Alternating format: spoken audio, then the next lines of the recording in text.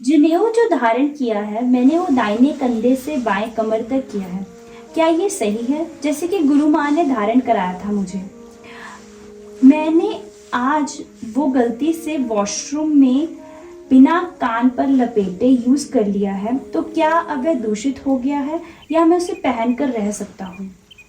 नहीं, पहन कर रह सकते हैं, कोई बात नहीं। वो इसलिए होता है कि भूल चूक में आपका जो पात्र है, आपका जो पॉट है जहां बैठते हैं उसको टच ना करे, या कुछ थोड़ा सा कान पर रहेगा, तो एक तो ये इसका विधान होता है। दूसरी बात, एक और बहुत अच्छी बात है, जो इंगला पिंगला सुषुम्ना हमारी जो नाड़ियां हैं, उन नाड़ियों में जैसे ही कान पर आप जनेऊ लपेटते हैं तो कान मुड़ जाता है, कान मुड़ जाता है, और कान मुड़ते ही रक्त का तीव्र प्रवाह मस्तिष्क की ओर होना बंद हो जाता है। यही विधान कर्ण छेदन का भी है।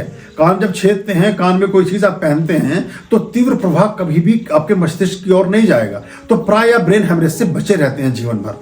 तो जब प्राय आपने देखा होगा कि वॉशरूम में कोई आदमी गया था, वहीं उसे हार्ट अटैक हो गया, वहीं उसको प्रॉब्लम हो गई, कान अगर उसका मुड़ा हुआ हो, एक पहले कनफड़े जो हमारे ये नाथ परंपरा है, गुरु गोरखनाथ जैसे जो चली, उसमें उनके कान ही फाड़ देते थे, और कान एक जगह से नहीं, 4-4 5-5 जगह से फाड़ देते थे कानों को। उनको कनफड़े ही कहा गया था। वो साधक थे सारे के सारे, क्योंकि वो ऐसा चांटिंग करते थे मंत्रों की कि वो मंत्रों से उनका ब्लड प्रेशर इतना हाई हो जाता था कि उनको ब्रेन हेमरेज होने का डर होता था। तो क्या होगा, जब भी बहुत तेजी से मस्तिष्क की ओर रुधिर बहेगा, खून बहेगा, तो वो मस्तिष्क में ना पहुंच के उस जहां महीन झिल्ली है, जहां से आपने उसको कटिंग की, वहां से बह जाएगा। तो ये भी कहा गया है, कुछ मेडिकल साइंसेस इस बात को भी प्रूव करती हैं कि अगर अचानक ऐसा लगे कि किसी को ब्रेन हेमरेज हो गया, जरा सा नेल कटर से किसी चीज से हल्का सा व्यक्ति का कान काट दीजिए, या उसको बहुत तीव्र ऐसी कोई चीज हो रही है कि आपको लग रहा है किसी को कोई दो रहा है, तो तुरंत वो ब्लड, जो एक्स्ट्रा ब्लड है, वो कान से बह जाएगा, थोड़ी देर में ब्लड रुक जाएगा, आदमी उठ के बैठ जाएगा, ठीक हो जाएगा।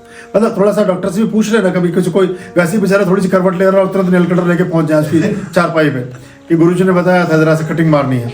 तो ये भी ध्यान रखें, ये कुछ विधियां ऐसी हैं जो इमरजेंसी में प्रयोग लाई जाती हैं, तो ऐसा कर लें। और वो कान जब मुड़ जाता है जनेऊ के लपेटने से, तो आपको फिर खास तौर से अगर व्यक्तियों को रेगुलर कॉन्स्टिपेशंस रहते हों, तो जब वो मलमूत्र के त्याग के लिए एक वेग को उत्पन्न करते हैं, तो उससे रुधिर तेजी से मस्तिष्क की ओर दौड़ता है। कान मुड़ा हुआ है तो वहां जाएगा नहीं, वो रुकने लगता है, ऐसा चलता है। क्योंकि कान बहुत तेजी से, हमारे जो मुख्य चक्के हैं मस्तिष्क तक खून पहुंचाने के, कान भी उसमें मुख्य भूमिका अदा करते हैं।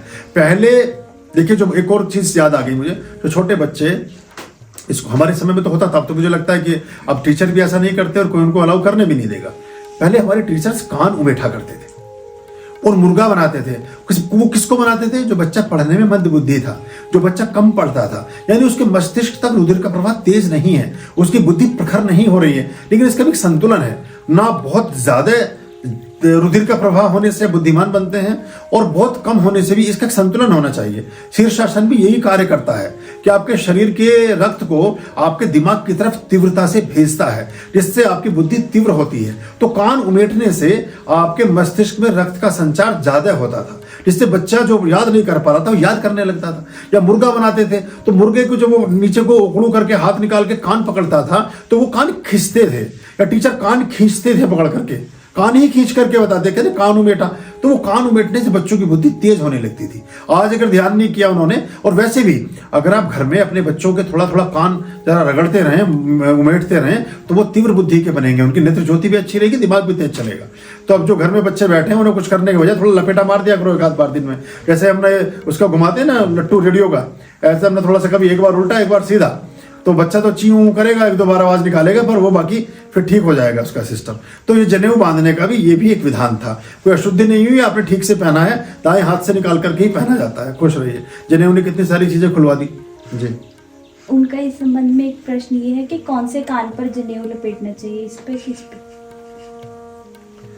दाहिने पर ही लपेट सकते हैं, बाएं पर भी लपेट, बाएं पर और सुगमता से लिपटा जाएगा अगर आप लपेटेंगे तो।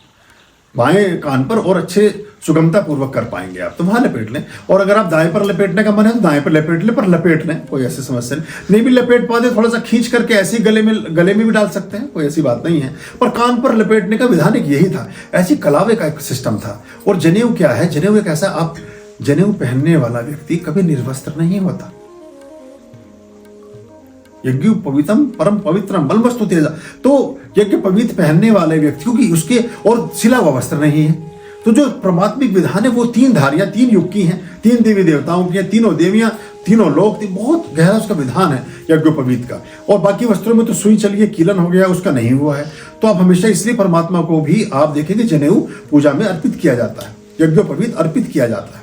तो आप उसको पहने रखेंगे तो अच्छा होगा। कलावा, जब आपका हाथ में कलावा बंधा रहता है और आप जब हाथ धोएंगे, नहाएंगे, दिन में एक बार तो नहाएंगे, ये 2 बार भी नहा सकते हैं, तो वो कलावा ठंडा हो जाता है। ठंडा होकर के वो हमारी जो रुधिर की नलियां हैं, जो नसें हैं, उनको धीमे धीमे ठंडक देता है। ठंडक देने से ब्लड प्रेशर हमारा कंट्रोल रहता है। बहुत वैज्ञानिक ढंग से इस चीज को हमने देखा। और उसमें अगर लाल रंग है तो यानी रक्त को बहाएगा तो ठीक, लेकिन शीतोष्ण करके।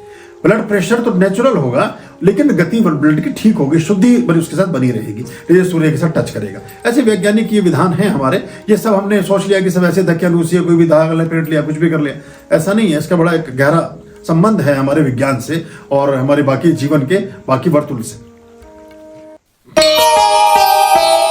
आर्यं शरणं शुभमस्तु, संभव करणम् अरमस्तु। आर्यं शरणं शुभमस्तु,